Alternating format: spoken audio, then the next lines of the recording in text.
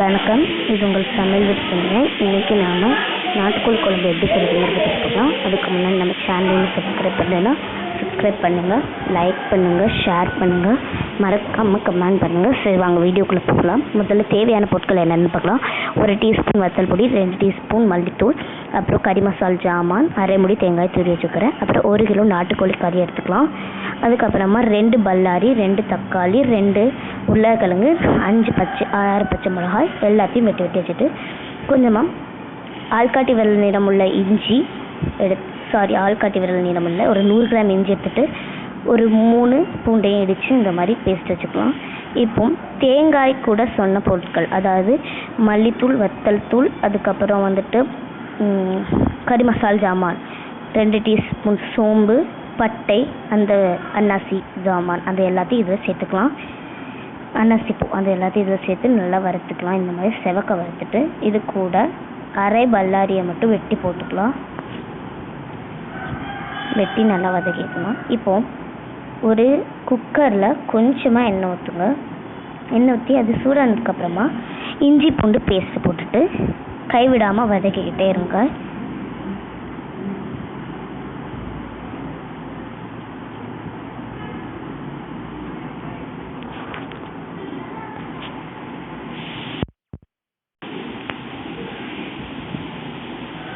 இப்போ இது நல்லா வறுந்துடுச்சு. இன்னும் கொஞ்சம் நேரம் வறுத்தாங்க. இந்த மாதிரி முதல்ல போட்டதுக்கும் இப்போ இது நல்லா கோல்டன் ஃப்ரை ஆகிடுச்சு, கோல்டன் கலரில் ஆகிடுச்சு, நல்லா ஃப்ரை ஆகிடுது. இப்போது இதில் 6 பச்சை மிளகாய் சொன்னோம்ல, அந்த 6 பச்சை மிளகாயை சேர்த்துக்கலாம். நீங்கள் உங்கள் காரத்துக்கு எப்போ இதை கூட்டவோ குறைக்கவோ செஞ்சுக்கலாம். இப்போது இதையும் நல்லா வறுத்துக்கிட்டே இருக்கணும்.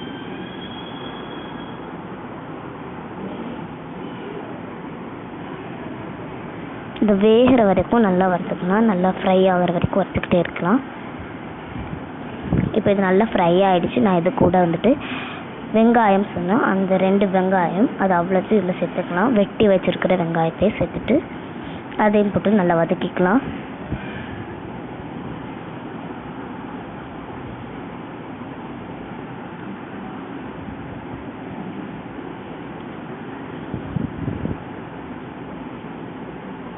இப்போ இது நல்லா வதக்கிக்கலாம்.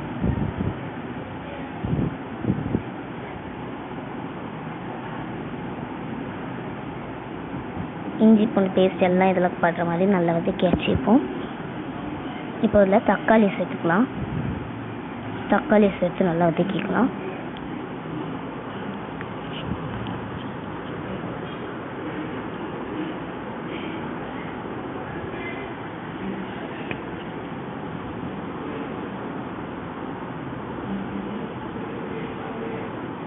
இப்போ நல்லா வேகிறதுக்கும் நல்லா எல்லா ப்ராடக்ட்ஸும் தக்காளிலையும் படுற மாதிரி வதக்கியாச்சு. இப்போ இதில் 2 உருளைக்கிழங்கு சொன்னோம், அது அவ்வளோத்தையும் இதில் சேர்த்துக்கலாம்.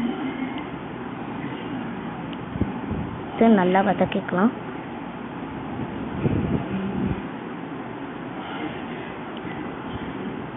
இப்போது எல்லாத்தையும் போட்டு நல்லா வதக்கியாச்சு. இப்போ இதில் வெந்திருக்கா அப்படிங்கிறத பார்த்துட்டு இன்னும் கொஞ்சம் நேரம் அதை வதக்கினா போதும். ரொம்ப வேக தேவையில்லை, அரை வேக்காடு வெந்திருந்தாலே போதுமானது.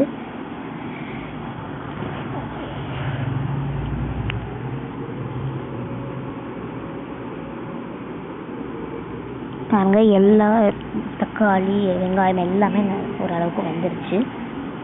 பார்த்தாலே தெரியும், கலர் அந்த ரா ஸ்மெல்லும் போயிடுச்சு. இஞ்சி பூண்டு பேஸ்டில் தான் ரா ஸ்மெல்லும் போயிடுச்சு. இப்போது இதில் 1 கிலோ நாட்டுக்கோழி கறி சொல்லியிருந்தோம், அந்த 1 கிலோ நாட்டுக்கோழி கறியையும் இதில் சேர்த்துக்கலாம்.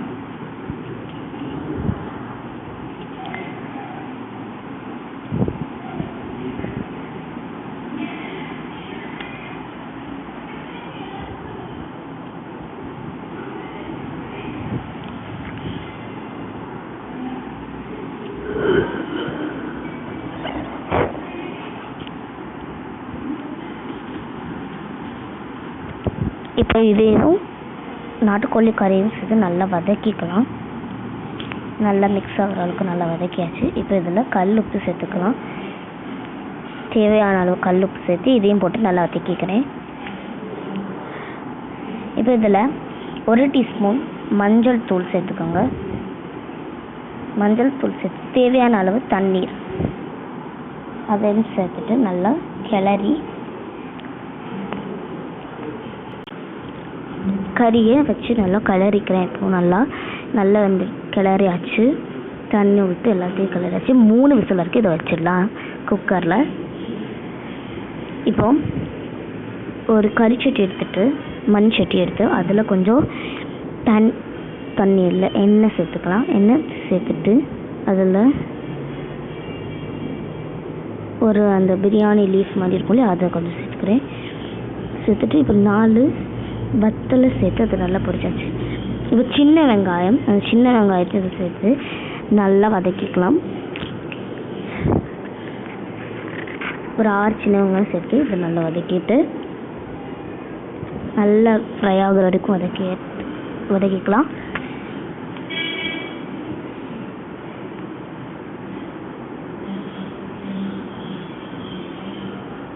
இப்போ நல்லா வதக்கிடுச்சு. இப்போ குக்கரில் நம்ம வந்து அவிச்ச அந்த கறி அப்புறம் அந்த வெஜிடபிள்ஸ் அந்த அவ்வளோத்தையும் இது கூட சேர்த்துக்கிட்டு கொஞ்சம் இதை கிளறி விட்டுக்கலாம்.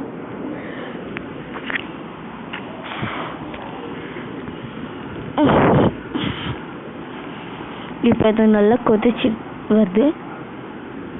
இப்போ நான் வந்து முதல்ல வறுத்த பொருள் எல்லாத்தையும் அரைச்சி பேஸ்ட்டாக இது கூட சேர்த்துக்கலாம்.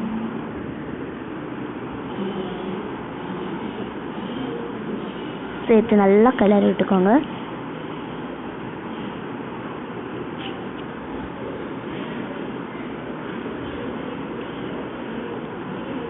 இப்போ இதை நல்லா கிளறியாச்சு. இதில் வந்து உப்பு இப்போ சேர்க்க தேவையில்லை, ஏன்னா நம்ம கறி கூட அவிக்கும் போதே சேர்த்துட்டோம். எதுக்கும் நீங்கள் உப்பு பார்த்துட்டு இதில் சேர்த்துக்கோங்க. இப்போ இது நல்லா கொதிச்ச உடனே ரெடி ஆகிடும். நல்லா அடியிலேருந்து மேலே இருக்கும் எல்லா கறி அப்புறம் வெஜிடபிள்ஸ்ல எல்லாம் பண்ணுற மாதிரி சேர்த்துட்டு தண்ணி கொஞ்சம் சேர்த்துக்கிறேன். குழம்பு கன்சிஸ்டன்சிக்கு வரணும் இல்லையா, அதனால தண்ணி இதில் சேர்த்துக்கலாம்.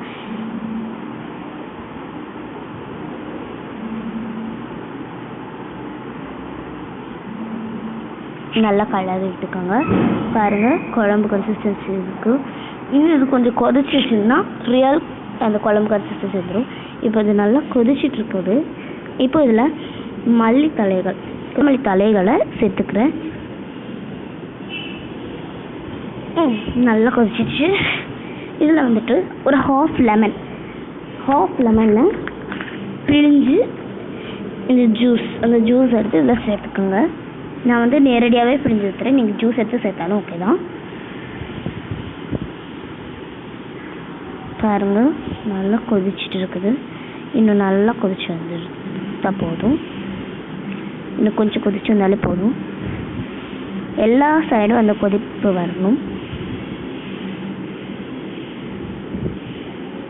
அந்த அளவுக்கு பார்த்துக்கோங்க. கன்சிஸ்டன்சி வந்து முதல்ல இருந்ததுக்கு இப்போ சுவையான நாட்டுக்கோழி கறி தயாராகிடுச்சு.